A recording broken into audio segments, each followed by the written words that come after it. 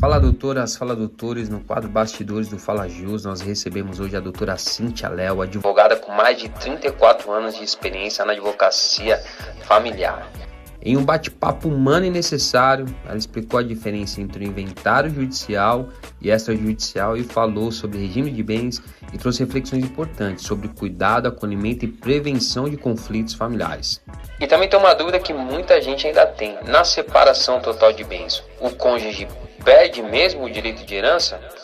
Um episódio sobre família, informações jurídicas e situações que impactam diretamente a vida real. Confira conosco. A doutora é uma referência na direito civil. Quantos anos de advocacia, doutora? 34 anos de advocacia. 34 anos. Se contar os anos de faculdade, estou aí há quase 40 anos já na advocacia. Com certeza. E a doutora tem aqui no escritório aqui muitas coisas relacionadas a inventários, né, doutora? Sim. Como é que funciona? O que, assim, para uma pessoa assim, para um leigo, o que é um inventário? É assim, quando uma pessoa da família falece, né, e ela deixa bens e herdeiros. E aí ela deixando bens e herdeiros, tem que fazer o quê? Tem que inventariar esses bens, colocar todos eles dentro de um papel, né? E aí dividir para os herdeiros. E aí existem regras dessa divisão de acordo com o regime de bens. E é isso. Começa assim. E os inventários, os processos de inventário, eles são sempre judiciais, eles é possível fazer em cartório? Como é que funciona isso? Hoje que em valor? dia, nós temos a possibilidade de fazer os inventários tanto judiciais como extrajudiciais. E antigamente, no extrajudicial, que era no cartório de notas, nós tínhamos que fazer o inventário só com maiores. Hoje nós já podemos fazer os inventários quando existem menores, né? Então a gente pede uma autorização para o Ministério Público e aí o Ministério Público autorizando, o cartório toca o processo extrajudicialmente. O Ministério fiscaliza aquela... Fiscaliza, sempre, isso, fiscal da lei. Sempre tá. E aí é possível fazer no cartório mesmo? É possível fazer no cartório. Nós fazemos muitos inventários aqui, 90% nós usamos os cartórios de notas. Sim. Sempre tem que ser no cartório de notas. E de 35 anos para cá, esse processo ficou mais ágil? Muito. Os inventários, eu cheguei já a tocar inventários que não eram meus, pegando de outros advogados para terminar com 20 anos, 25 anos, com litígio entre as famílias. Eu tenho aqui um inventário do início da pandemia, de 5 anos. Mas são 3 irmãos, os 3 litigam, os 3 brigam, teve abertura de testamento, teve pedido de anulação de testamento, teve disposição de última vontade, teve venda de bens dentro do inventário extrajudicial, com autorização judicial. Então, tem depósito de credores no inventário, tem penhoras trabalhistas dentro desse inventário por dívidas dos credores, dos herdeiros. Então, assim, existem vários tipos de inventário, judicial e extrajudicial, mas esse caso é bem quase uma pós-graduação em inventário em direito de família. Maravilha, só muito. Doutora, diante de diversos casos, assim, tentando trazer algum caso mais na prática, geralmente um patrimônio de 100 mil reais, ele, de impostos, quanto que se custa? Patrimônio de 100 mil vai gastar mais ou menos 6% se estiver dentro do prazo. Passando o prazo tem as multas. Passando o prazo de 180 dias, aí tem multa de 20% sobre os impostos. 20%, né? E vai aumentando e encarece muito o inventário. Né? Eu vou dizer o que gasta no inventário. Você vai gastar os honorários do seu advogado, se você tiver imóveis, né? Os honorários do seu advogado, você vai gastar o imposto, você vai gastar o registro e você vai gastar a escritura se você fizer no cartório ou as custas judiciais se você fizer na justiça. Certo. Então sempre tem que pensar que tem 4 gastos, né? Além disso, tem as certidões, tem o deslocamento das pessoas, por isso eu prefiro fazer o inventário sempre no extrajudicial, sempre online pelo e-notariado. Sabe? Sim. Então, se no judicial um custo seria de quanto, mais ou menos? No judicial e no extrajudicial, quase que equivalem os custos. Sim. Dependendo do patrimônio, às vezes, quando é muito patrimônio muito baixinho, eu faço no judicial, porque aí as custas acabam ficando um pouco menores do que a escritura. Mas, assim, no cartório é muito mais rápido do que na justiça. Com certeza. E essa velocidade, a gente está falando mais ou menos de quanto tempo no cartório, quanto tempo no judicial? Vamos dizer, a pessoa faleceu hoje. Sim. Às vezes o herdeiro me procura hoje mesmo, que eu Sim. acho um pouco triste, mas acaba acontecendo. Depois de 7 dias, nós temos a certidão de óbito. Sim. E aí, com a certidão de óbito em mãos, tem um documento que eu tenho que tirar, que é uma certidão para verificar se a pessoa não tem testamento. Então, ela deve demorar mais uns 7 dias para ficar pronta. Então, depois de 14 dias, se eu estiver com esses 2 documentos e mais todos os outros documentos dos imóveis e tal, eu já posso lavrar a escritura. Então, se você escolhe um cartório rápido, um escrevente rápido, posso dizer que até em 20 dias você está com o seu inventário concluído. 20 se tiver. dias. Mas na média as pessoas elas atrasam mais ou vai mais rápido? Na média, as pessoas comuns procuram um advogado perto dos 30 dias depois do óbito, né? E aí a gente conclui antes dos 60 dias. Entendi. Agora, se é um patrimônio muito grande, o que a gente costuma fazer é a gente faz a declaração de TCMD para se bloquear aquela multa que eu estava explicando antes, faz a declaração e aí depois pode seguir mais tranquilo com o inventário nos próximos 30, 60 dias, que vai colhendo os outros documentos. Maravilha. E doutora, nesses 35 anos, né, de 34 anos de carreira, a doutora já viu muitas coisas nessa sala aqui, Muito. né? Muito. E tem alguma coisa que ainda te chama atenção, assim, diante de tantas que você já viu? Não, eu tenho uma frase que eu uso, que assim, várias pessoas usam, né? Você vai conhecer o seu cônjuge no momento do divórcio e os seus irmãos no falecimento dos seus pais. Isso é muito triste, mas acontece. Muitas famílias, elas acabam com o falecimento de um dos genitores. Acabam assim, os irmãos se separam, brigam, às vezes brigam por pouco dinheiro. Sim. Né? E muitas divergências, às vezes, acontecem por uma má comunicação. Às vezes, uma má comunicação dos advogados com as partes. Né? Então, vamos supor que tem 3 irmãos, cada um com um advogado. O seu advogado está pedindo tal coisa. E os irmãos acabam brigando e acaba sendo um pouco triste. Até aproveitando a oportunidade também, muitas vezes quando tem essa divergência de advogados, existe um pouco de falta de ética também, né? Eu vou falar por mim. Eu acho que alguns momentos, naquele momento lá do fechamento do negócio, alguns advogados, eles infelizmente agem muitas vezes igual você vê às vezes quando você contrata um pedreiro novo, que fala mal do serviço do anterior, né? A gente aqui no escritório tem, por hábito, não falar mal do advogado anterior. Então, se alguém vem me procurar, né? Ontem eu fui procurada numa área de família, que não é no inventário, é num divórcio, por uma pessoa que falou, estou insegura com o meu advogado. Falei, tudo bem, me manda o número do seu processo, me manda a senha, eu vou analisar. Se o seu advogado estiver trabalhando direito, você vai continuar com ele. Você vai me pagar só a consulta. Então, assim, eu tento de tudo, porque são colegas, né? Então, a gente não pode desmerecer o trabalho do outro. E, às vezes, uma pessoa é mais rápida, a outra é mais devagar. Por exemplo, eu sou uma pessoa que dorme pouco. Então, eu respondo os meus clientes às vezes 6 horas da manhã. Tem gente que adora. Exatamente. Né? Pela agilidade, porque eu durmo menos, então quer dizer que eu tenho mais tempo para trabalhar. E tem gente que não trabalha. Então, assim, cada um tem o seu hábito de trabalho, de análise de documentos. Tem advogados que só iniciam o inventário quando estão com todos os documentos em mãos. Né? Tem advogados que não, eles vão... tem advogados que não fazem reunião presencial. Sim. Então, mas eu acho que, assim, a maioria tem ética. Sim,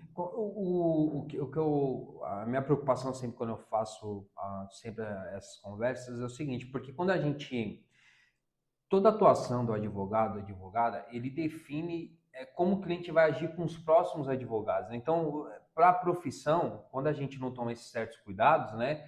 Porque, ainda mais nesses momentos que acabou de ter uma morte e tal, as pessoas ficam extremamente sensíveis, estão né? Fragilizadas, elas estão no luto, né? O luto, eu costumo dizer que dura 1 ano, né? Dura. Então, todo o seu processo do inventário com o seu cliente, você faz com ele estando triste, estando... Né? Ele teve uma perda. Então... E aí é o momento que, às vezes, ela vai pesquisar na internet, vai no Google, vai procurar a respeito lá do que ela está passando, em questão de patrimônio, de divisão. Algum outro profissional passa uma informação para ela e não é que não toma cuidado, é ela que não entendeu direito, enfim, e vira uma bola de neve e vai colocando os outros profissionais na parede, né? Sendo que não... As pesquisas no Google ou na inteligência artificial, em alguns casos, elas costumam ajudar. O cliente já chega para você um pouquinho mais informado. né? Só que ele não consegue entender, por exemplo, por que precisa da certidão de testamento, né? Então, às vezes ele não consegue entender, às vezes ele não sabe dar o prompt correto lá dentro da inteligência artificial ou fazer o pedido dentro da pesquisa no Google. Então, o que eu penso é assim, tudo bem o cliente vir com informação hoje, mas ele não pode querer ser o advogado do processo, né? Então, se ele vem com a informação, você tem que aclarar aquilo para ele e dizer, explicar, ó, isso é assim, essa informação aqui não é a correta, né? Então, antes da gente começar, eu estava com uma cliente me fazendo várias perguntas. Não, mas essa multa não é correta. Não, essa multa é correta sim. É que você está interpretando desta forma aqui, porque nós estamos fechando um acordo também na área de família, e aí tinha aplicação de multa por falta de entrega de um documento, né? Aí o cliente pesquisa e ele divaga, né? É inconstitucional. Não, não é inconstitucional. Ela só está alta. Então a gente pode diminuir a multa para que fique bem e saia o acordo. Isso é muito importante. A gente tem um poder conciliador bem grande aqui dentro do escritório e além de ter experiência, então a gente acaba facilitando, mesmo quando tem outros advogados. Eu gosto muito do poder conciliador porque muitas vezes vê no advogado, na advogada, aquele momento que você vai guerrear. Nem sempre é isso, né? Nós somos colegas. Isso, e às vezes é mais uma questão de esclarecimento, né? Eu acho que o papel da advocacia consegue fazer isso, de trazer um pouco mais de luz, de um olhar de fora, de tentar encaixar as peças e mostrar que, olha, esse caminho, eu já falei com muitos colegas, até clientes, e falar assim, olha, eu acho que claramente isso aqui é uma situação de evitar a justiça, né?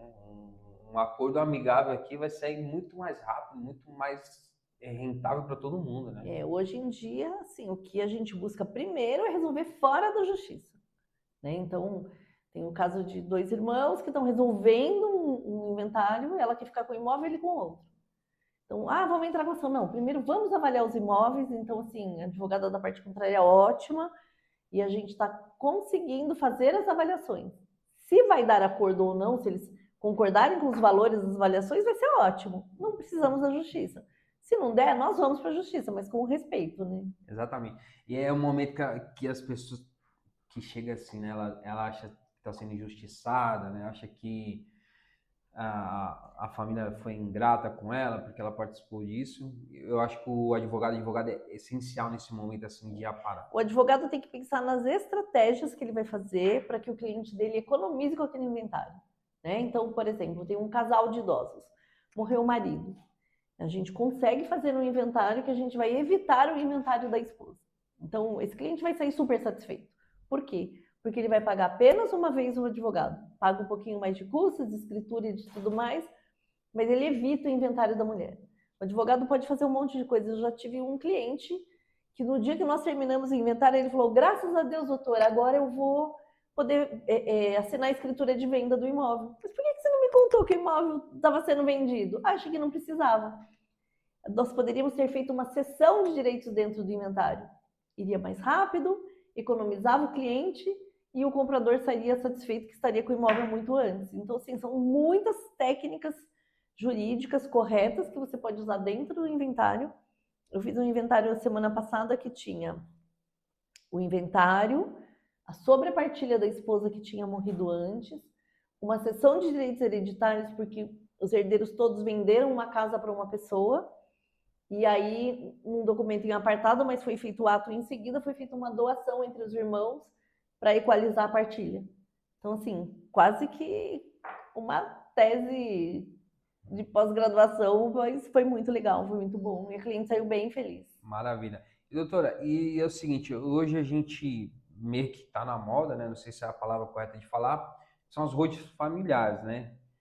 Você acha que esse processo é bom, é interessante? Depende. Porque eu vejo muita crítica positiva, outras negativas. Não, depende. Eu acho que a família tem que entender se faz sentido para ela uma holding, né? E agora com a mudança do IBS-CBS, eu acho que tem que falar com muito especialista no caso, tem que fazer estudo de valores, de quanto vai receber de aluguel, quantos imóveis tem alugado, se é bom ficar na holding, se é bom ficar fora da holding. Eu acho que tem que usar uma calculadora jurídica nesse caso para verificar se vale a pena. E quem já tem holding, ver se vale a pena continuar com holding, né? Então, sim, não é só sair fazendo. Para muitos casos é muito bom, sim, né? até para proteger o patrimônio, mas tem que pensar bem, tem que ser bem orientado. Ele é advogado e síndico, que ele aparece muito no SPTV, se não me engano. Que ele Márcio Roscoff, eu não sei falar o nome dele, ele é muito bom. Que recentemente ele falou que ele frequenta desde condomínios mais humildes até condomínios assim, de alto padrão. E ele falou que ambos têm os mesmos problemas, né? Que é barulho, que é... Na área de inventário, os padrões também são os mesmos, de poucos valores a valores vultuosos. Tipo, famílias que têm apenas um imóvel simplesinho, com valor baixo, com famílias que têm patrimônio muito grande, os problemas são os mesmos. Eu acho que são problemas mais emocionais, psicológicos, de relacionamento, do que processuais mesmo. E, doutora, depois dessa exposição aqui maravilhosa, a gente vai caminhando para o final. Como é que funciona o regime de bens, doutora? É assim, as pessoas escolhem um regime de bens para o casamento. E as pessoas confundem que o regime de bens não vai chegar lá na morte. Então, vamos supor, eu me caso com você com o regime da separação total de bens. Então, tudo que é meu, tudo que é seu. Certo? Aí você morre. Se você morrer, eu sou sua herdeira. Mas não era separação total de bens? Sim, separação total de bens para o casamento, não para a morte, né? Então as pessoas elas confundem muito isso. Então famílias muito abastadas, o que elas fazem? Elas tentam proteger os filhos, os herdeiros, fazendo regime de bens para o casamento. Então escolhe regime de bens, separação total de bens. Se aquele herdeiro morre, aquele filho, né, morre, o cônjuge vai ser herdeiro também concorrendo com os filhos ou com os pais, né, se não tiver filhos. Então, o regime de bens, ele não protege. Não quero deixar nada pro meu marido. Não. Se você morrer, você vai deixar. Aí, no caso, seria mais fácil em algum momento você fazer um testamento, né? O testamento, vamos supor. A pessoa tem 100 mil reais. Ela casa com o regime da separação total de bens. Aí, ela fez um testamento. No testamento dela, ela pode dispor só da metade, de 50. Então, em 50, ela vai dizer assim, vou deixar pro meu gato Miau. Deixou 50 mil pro gato Miau. Os outros 50 mil vai ficar para os herdeiros. Então, vamos supor que essa pessoa tenha um filho e uma esposa e casado no regime da separação total de bens. Vai ficar 25 mil para cada um. Sim. Entendeu? Agora, se essa pessoa separa, ela pega os 100 mil dela e leva inteirinha e vai embora. Né? Ou se essa pessoa se separa e depois morre, vai ficar os 50 mil para o Miau e 50 mil para o filho. Por mais que eu nunca tinha esbarrado nesse questionamento. Eu faço isso toda semana. Que interessante, doutora. Você pode separar, mas a morte, ela... O regime é para o casamento. Isso, para que o as pessoas casamento. têm que pensar. Regime de bens para o casamento, não é para a morte.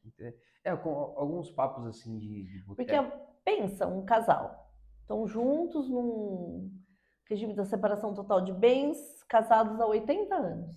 Um é milionário e a outra lá é pobre. Né? Uma família que não tenha dinheiro. E aí morre a pessoa milionária. Essa pessoa vai ficar sem nada, viveu a vida inteira, né? Numa condição de vida ótima. Frequentava ótimos restaurantes, viajava, morava numa casa boa, essa casa tem um valor de manutenção alto. Então ela concorre com os herdeiros, vira herdeira desse regime. E além de tudo, ela tem uma coisa que chama direito real de coabitação. Ela pode continuar morando naquele imóvel que era da família. Aula de direito civil e de família. Que interessante, doutora. Nunca tinha me esbarrado nessa questão, não. A gente teve recentemente uma novela do Vale Tudo, né, com a Odete Roitman, tudo, e eles tiveram questões de... Até que ponto que era ficção? Eu não assisti, mas parece que tinha uns pontos errados lá, né? Mas até que ponto que é só ficção, tem algum pingo de realidade, que era o casamento lá da menina junto com o filho, que ela tinha que esperar tantos... Acho que deve ser, né? Não assisti. Muita ficção. Mas agora as televisões, elas têm assessores jurídicos, né? É que às vezes a pessoa é assessor jurídico, mas não entende direito de família e dá... Mas A informação até errada. aproveitando que a gente está num ambiente aqui, que acontece? Mas eu acho que até com o assessor jurídico joga na liberdade poética, né? O que for mais. Às vezes é. As pessoas não. Porque o. Não, e assim, ela ficou sem nada, dá mais audiência, né? Mas não vai ficar sem nada, não, na morte. Aí lembrei, ela morreu, e aí todo mundo achou que o marido ia ficar sem nada, não é isso? Sim. Não, mas ele era herdeiro dela, porque ele era marido dela. Sim, sim. Agora, se ele matou a mulher, daí ele pode perder a herança por indignidade.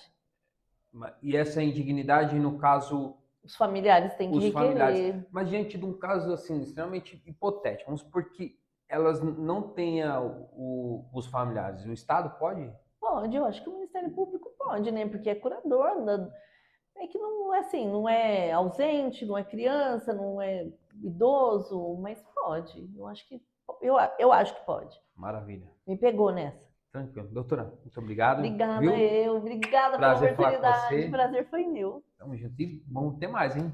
Vamos fazer outros, venham. Tchau.